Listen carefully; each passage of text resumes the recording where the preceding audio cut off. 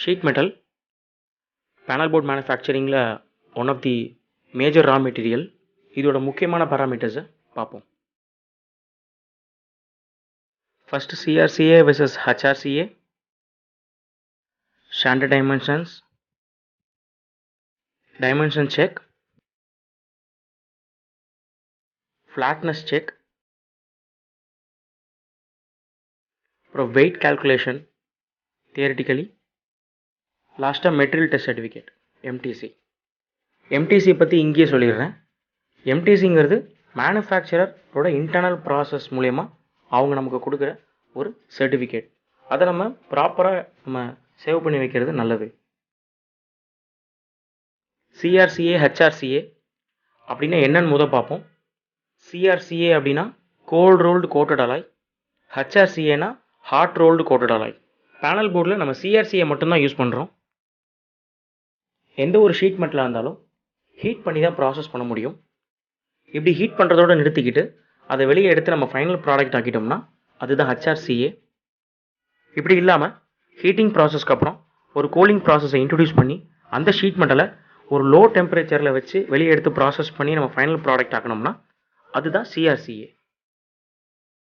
ஏன் இந்த மாதிரி 2 டைப் தேவைப்பட்டுச்சு அப்படின்னு பார்த்தீங்கன்னா அதோட அப்ளிகேஷன்ஸ்க்காக தான் இப்படி ஒரு தேவை ஏற்பட்டுச்சு. சிஆர்சிஏ எடுத்துக்கிட்டிங்கன்னா ஹீட் பண்ணதுக்கப்புறம் கூலிங் ப்ராசஸ் வருது. இதனால இதோட ஃபினிஷ் ரொம்ப ஸ்மூத்தாக இருக்குது, ஹேண்டில் பண்ணுறதுக்கும் ரொம்ப ஈஸியாக இருக்குது, கையில் எந்த டேமேஜும் ஆகிறதில்ல. நம்ம அதை தொடும்போது லுக் வைஸும் பார்த்தீங்கன்னா ரொம்ப நீட்டான ஃபினிஷ் கிடைக்குது. இதுவே ஹெச்ஆர்சிஏ எடுத்துக்கிட்டிங்கன்னா ஹீட்டிங் ப்ராசஸோட அந்த ப்ராசஸ் முடிஞ்சிருது. ஸோ அதனாலே அதோட ஃபினிஷ் ரொம்ப ரஃப்பாக இருக்குது. அதனால் ஹெவி மிஷின்ஸில் மட்டும்தான் இது யூஸ் பண்ணுறாங்க. டொமஸ்டிக்காக நம்ம யூஸ் பண்ணுற வீட்டில் யூஸ் பண்ணுற மிஷின்ஸில் இந்த ஹெச்ஆர்சிஏ மேக்ஸிமம் நம்ம யூஸ் பண்ணுறதே இல்லை. ஸ்டாண்டர்ட் டைமென்ஷனை நம்ம செய்ய போகிற ப்ராடக்ட்டுக்கு தகுந்த மாதிரி நம்ம சூஸ் பண்ணிக்கலாம். பேனல் போர்டை பொறுத்த வரைக்கும் நமக்கு தேவைப்படுற standard dimension length 1250 mm, width 2500 mm, திக்னஸில் 4 variant இருக்குது, 1.2, 1.6, 2 mm அண்ட் 3 mm. இது வரைக்கும் ஷீட் மெட்டலோட ஓவர்வியூ தான் பார்த்தோம். இதுக்கப்புறம் அந்த ஷீட் மெட்டல் அதுக்கான ஸ்டாண்டர்டை மீட் பண்ணணும்னா என்னென்னலாம் நம்ம செக் பண்ணணும் அதில் அப்படின்னு பார்ப்போம். First dimensional check. நம்ம ஏற்கனவே சொன்ன மாதிரி ஸ்டாண்டர்டாக இந்த பேனல் போர்டுக்கு யூஸ் பண்ணுறதுக்காக ஒரு லென்த்து, விட்த் அண்ட் திக்னஸ் நம்ம சொன்னோம். அதை நம்ம மெஷர் பண்ணி செக் பண்ணிடணும்.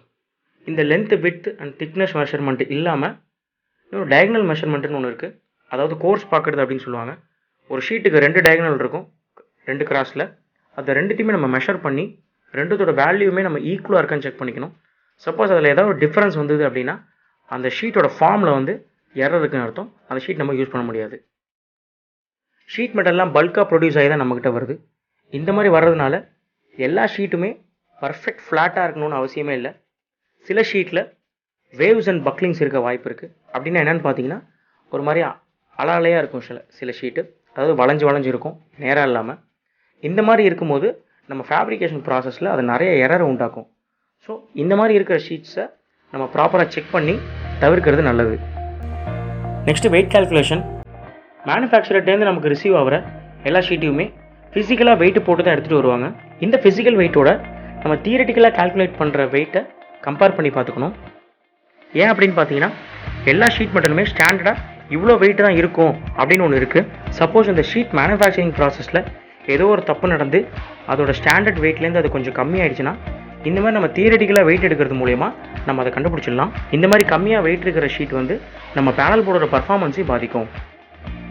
ஒரு ஷீட்டோட தியரிட்டிக்கல் வெயிட் ஃபார்முலா என்னன்னு பார்த்தீங்கன்னா width into length into thickness into unit mass of MS. Unit மாஸுங்கிறது ஒரு டைப் ஆஃப் மெட்டலுக்கும் வேரி ஆகும். அது ஒரு ஸ்டாண்டர்ட் வேல்யூ. நம்ம இதில் யூஸ் பண்ணுற எம்எஸ், அதாவது மைல்டு ஸ்டீல், அதை பொறுத்த வரைக்கும் 7850 kg/m3 அப்படிங்கிறது தான் யூனிட் மாஸ் ஆஃப் எம்எஸ். இதை நம்மளோட விட்த், லென்த், திக்னஸ் அது எல்லாத்தையும் மல்டிப்ளை பண்ணி இந்த யூனிட் மாஸோட மல்டிப்ளை பண்ணோம்னா நமக்கு ஃபைனலாக கிடைக்கிற ஒரு வேல்யூ தான் அக்யூரேட் வெயிட் தியரிட்டிக்கலாக நம்ம ஒரு ஷீட்டுக்கு எடுக்கிறது. ஸோ 39.25 kgங்கிறது தான் ஒரு ஷீட்டோட தியரிட்டிக்கல் வேல்யூ, தியரிட்டிக்கல் வெயிட்டு. ஃபிசிக்கலாக நம்ம கால்குலேட் பண்ணுற வெயிட் மோர் ஆர்லெஸ் இந்த 39.25ஓட மேட்ச் ஆகும். நெக்ஸ்ட் வீடியோவில் அடுத்தடுத்த ப்ராசஸ் பற்றி டீட்டெயிலாக பார்ப்போம்.